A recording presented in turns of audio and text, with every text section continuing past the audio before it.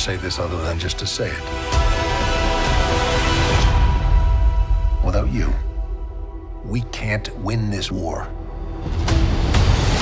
So this character is defined by always speaking the truth, which I love, and it has taken him to actually solve things and even make relationships happen. So how does this continue in season 4?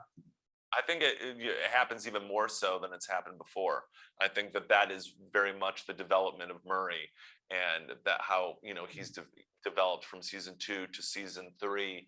And I think in season 4 he's more excited to go on the adventure and more willing to connect with people, and has actual relationships that he's sustained from the previous season.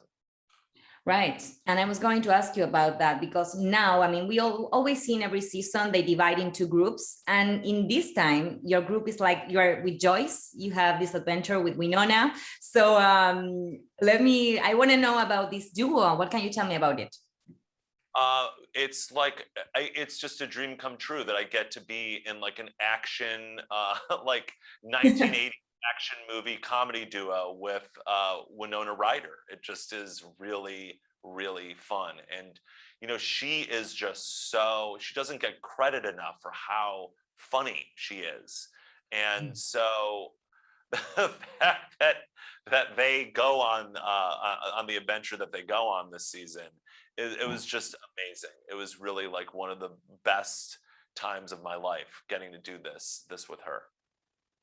And well, going back to the beginning, because you came to the show in season 2, right? After, this was already a hit. So what can you remember of the audition process and the first time you arrived into set? Oh, well, I thought like I did not get the audition when I auditioned for it. I saw this guy in the meeting room who was like in character and stuff like that. And it's not that I have a process. I take the development of my characters very seriously. I don't just show up on set and mess around. But this guy was like very method in the waiting room, and I was like, oh, he's got it. And I just played a simple paranoia and I guess eccentricity. So when I got the role, I was very surprised because I thought I had not.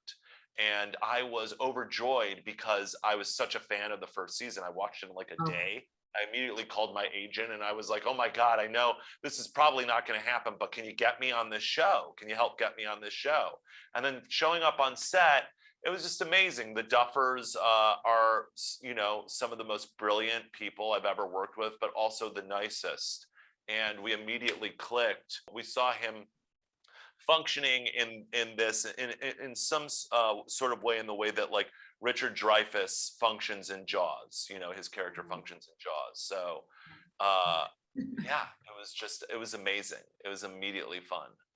And well, finally, to wrap up, he has a lot of qualities. Your character is just is amazing in so many aspects. So if you could choose one of those qualities, what would you choose and why? I really love that he sees things like they are, and that he is addicted to the truth. And I like to think that I am as well, but I can always be more so. And being down for the adventure, as much as he complains, down to go on the adventure. He loves it. That's a quality that I admire about him, and I want to emulate more in my life. Perfect. And finally, he's like, fashion is not really, on his side, but of course, he doesn't really care.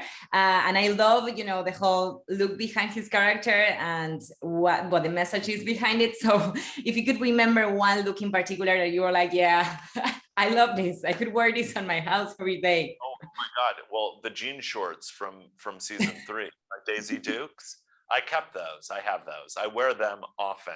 First of all, I have great legs, and so does Murray. And, I love showing those off. So that was the piece that I really out of everything that I've worn, that I was the most excited about. Yeah. Vintage Levi Dukes. Incredible.